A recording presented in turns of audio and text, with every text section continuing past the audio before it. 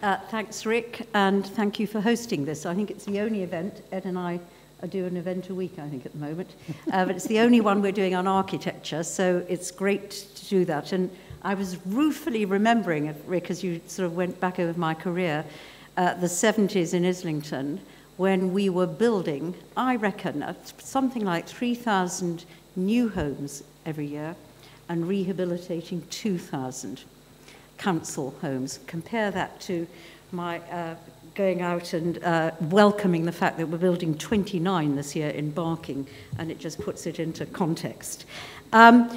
Ever since those days in Islington in the 70s, I've always actually been passionate about the importance of good design and high quality architecture and attractive public spaces.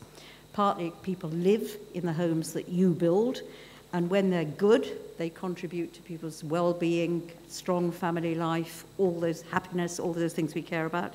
People work and they visit and they play in the public spaces that you help us construct. And where a business will often choose to locate an area that because they like the environment in which they're working. Iconic buildings help to define place in a really important way.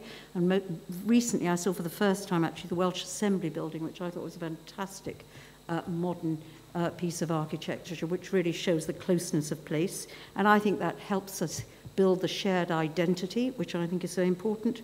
And good buildings and attractive places help economic prosperity and success in everything from tourism, which is part of my brief, through to inward investment, through, as you were talking earlier, Liverpool, city of culture. So buildings matter. I think Labour's got a good record. I think there's a lot still left to do, and I think there's an agenda full of challenges and opportunities.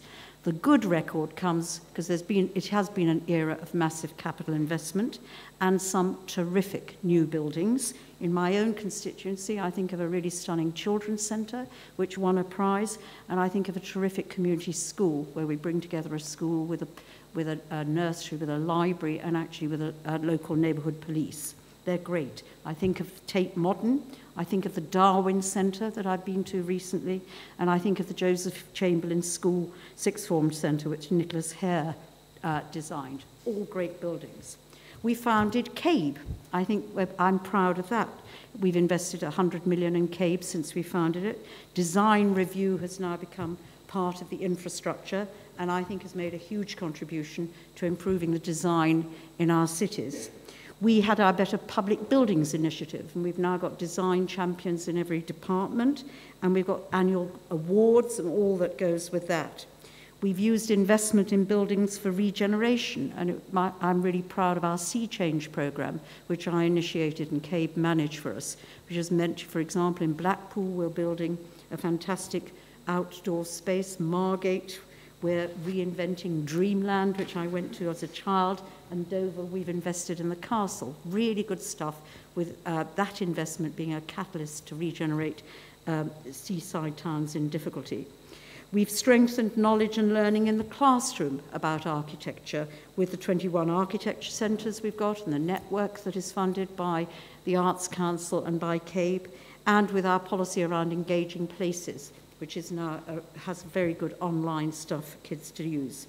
And we've got a string of policy guidance and changes that we've done in legislation, all on issues like sustainability, the importance of good design, Planning Act, which we put in the Planning Acts and the Local Development Acts, the importance of place. We've got our World-Class Places document and things like that. So it's not a bad record. Then challenges for all of us in the future, and I've chosen 5. And the first one is because of public spending cuts. And we all know we're coming into an era of financial constraint. How on earth do we sustain good design while people will try and just eke out good design as they have less money to spend?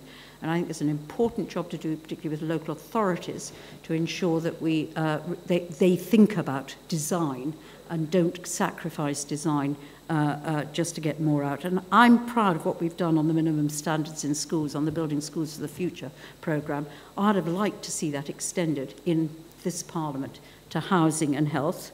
We haven't managed that, but I think it's really important. That's something we should try and do in the future. And I'll just tell you from my own, one of the disasters in my constituency is a £300 million hospital that's just been built, which I thought I'd be really proud of, until I found 9 miles of corridor, which you can imagine if you've got a baby or if you're trying to struggle on crutches is an absolutely impossible bit of territory to traverse. So public spending cuts and maintaining good design within that context, I think, is challenge 1. 2 is sustainability, and that's a challenge for all of us. I mean, all new housing only adds 1% to the stock each year. By 2050, if you think of that even going at that level, 75% of the stock will be homes that are there. We've set this incredibly ambitious target of a 29% cut in CO2 emissions by 2020 in the Warm Homes, Greener Ones paper. And we've got to all think creatively about how we save the world through the way we use our homes. And again, English Heritage is doing good work, CABE is doing good work, but I think we're at the start of that agenda, and I see that a challenge the next time. I think getting the balance right between heritage and new build follows on from that, because every time you tear down a building and put another one up, you are actually wasting one heck of a lot of energy. And I may have taken a few controversial decisions about buildings, 20th century buildings, which should or should not be kept up. But I think there are difficult issues there about trying to encourage new design, fantastic new buildings, conserve energy, and actually also enable communities to develop. So that's the third one. Fourth one is one for you, which I think is one always for architects, is how you actually better involve users and citizens in everything that you design. I think the language you use sometimes is hugely difficult for us who are not professionals in understanding what it is, and getting us really to understand what you create will be something fit for purpose for us to use and enjoy, I think is a challenge to all of you. And I think back then to something I did in the 1970s when we first CPO'd in those early days, a whole street which was being taken over. And we had the tenants involved from the start. It was called Stonefield Street, those of you, it's been written up over time, but we had the tenants involved in that at that time in completely designing from scratch the homes that they then lived in. And that has been so sustainable and so effective now 40 years on, still with a very, very strong community. It shows the importance, I think, of user involvement. The next thing is promoting architecture, and I think that's the last challenge I want to leave with you.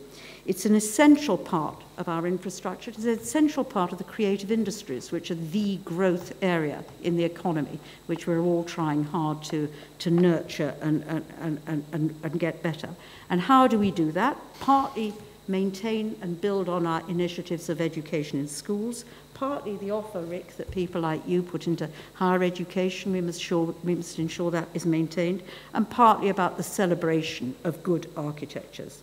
There are lots and lots of fantastic new buildings, fantastic urban centres, fantastic changes, I think, over the last 13 years when there's been this great investment in decades. And as we look forward, let's think about the Olympics a little bit, and let's hope that that can be a symbol of really what good architecture is all about. We've got Zaha Hadid doing her aquatic centre, but there's a lot else happening there in terms of urban design and other buildings. And if we can really create an iconic legacy there from that once-in-a-lifetime opportunity, I think architects will have something great to celebrate. Thanks. Thank you.